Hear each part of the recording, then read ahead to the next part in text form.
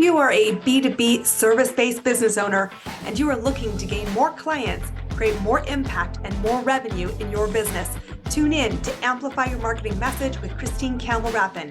Every week, we're going to take you through how to build an audience of buyers, mastering your marketing message, and making offers that convert consistently. We'll see you all on the inside.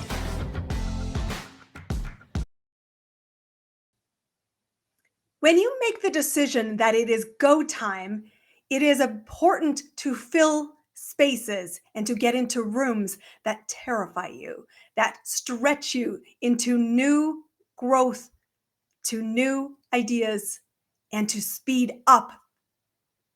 Today is one of those days, my friends. This is your invitation to stop winging it and to work for it.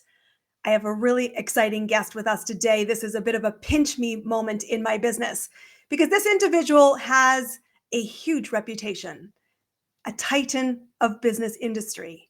They're a kingmaker to many.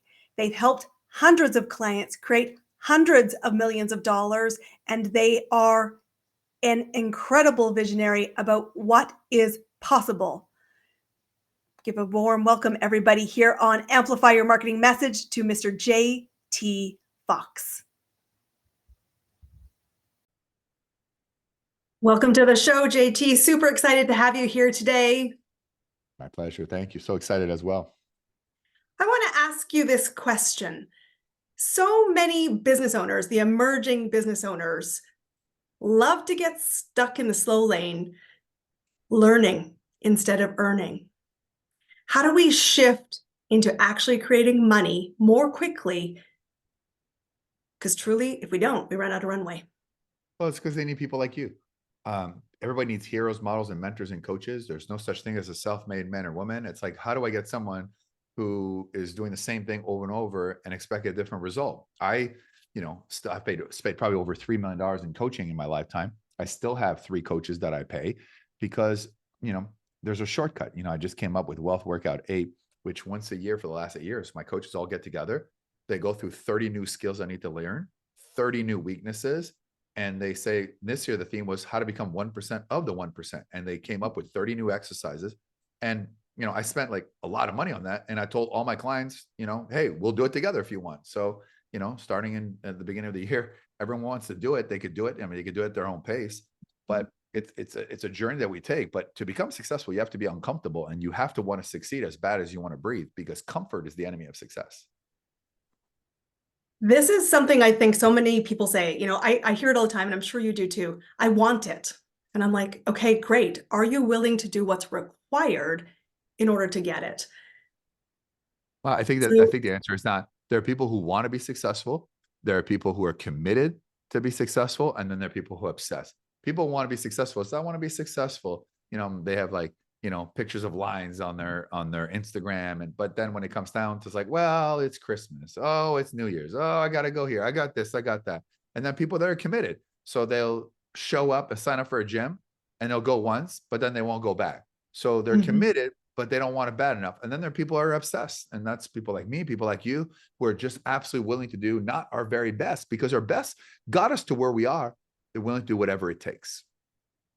And whatever it takes, I think the conversation comes down to speed, right? We said that before, you can sign up for the gym, but speed is everything. So if you had an advice for speed, you move fast. Well, speed of implementation, from the moment we come up with an idea to the moment we implement it, right, will determine how successful. There is no next time. There is no someday. Like someone said to me earlier, later in the year, and we're 2024, and next year is gonna be 2025. Like, you've already lost. Like, you already lost. We're not even at 2025, and you just said later in 2025. You're out. Call it a day. Pack your things. See you later. You know what I mean? It's already gone. But that's Did you say that to them? And what was their response? I said to that. I mean, they have excuses because they just don't have it in them. You either have it or you don't. So there's not, you can't lead a donkey to the water unless you bring them over. It's a donkey, and a thoroughbred, you hit it. You're a thoroughbred. I'm a thoroughbred. People are listening here. Hopefully they're thoroughbreds. You hit them and you go. Donkey's got to be led. So that's just the reality of it. Are you a donkey or you're a thoroughbred? Now, everybody thinks they're thoroughbreds, but, let's see the action. Yes. And this is an interesting one, because if we follow up with action and we commit, So many people get into the friend zone when they're building their business. And I'm like, don't get me wrong. I want to be friends. I would rather be respected than friends. But how do people stop being just a likable expert and truly get paid to be serving and serving more thoroughbreds? Well, you got to draw the line, and you be friends after success. Part of it is being branded. I mean, sometimes, like anything, people have a level of comfort. They think because they're close to you that they're trying to get away with things they wouldn't be, and that's no different than a friend or family member or a child. But there has to be a line, and there has to be a job. I don't really have that problem. I mean, once in a while, people forget their. I had a call this morning, and some guy goes, "I paid you, and you should introduce me," and I'm like, "No, no, no, no, no. Like I don't work for you, man. Sorry." Like, I don't, like just his attitude was like I would never have said that to anybody that's successful. Like, I paid you, like to say that. It's just, so I had to hold myself and kind of put it into place. But I'm like, listen, I don't need you. I said I would do this, and I have, but and you're like, you're supposed to endorse my product, which is in this case was a hotel. And I'm like, I've never been there. How can I endorse something I haven't been there? It's inauthentic. Why am I going to sell my soul and endorse something? It's a 5-star. I'm sure it is. But, the type of price you charge, that means these are people that in my wealth bracket. And if they go there and it's not great, then my credibility is going to be ruined. So at the end of the day, I'm not going to say something for the sake of saying something. What that tells me, though, is that holding the line of integrity, right? It's the lived experience. And I would love one final thought for you is, in the lived experience, what has been the most valuable truth tell that's got you to where you are now and gets you excited about where you go next? I mean, here's the thing too, like I have this interview, but I'm worried about the next one because today's the day. I'm interviewing Kevin Costner. I'm worried about what happens after I interview him. So I'm truly never be in the moment. There's 2 types of people. There's what's now and what's next. What's now and what's next. What's now is important, but what's next is where the wealth is. And because if you're stuck in the what's now, you'll never get to the what next, because you'll be stuck into the procrastination zone or working in the business. Nice. This is the biggest tell of the day. I want you to be shifting your gears to what comes next. JT, thank you for being our guest today. I'm absolutely thrilled to have you here to share your wisdom. May you have an epic year ahead.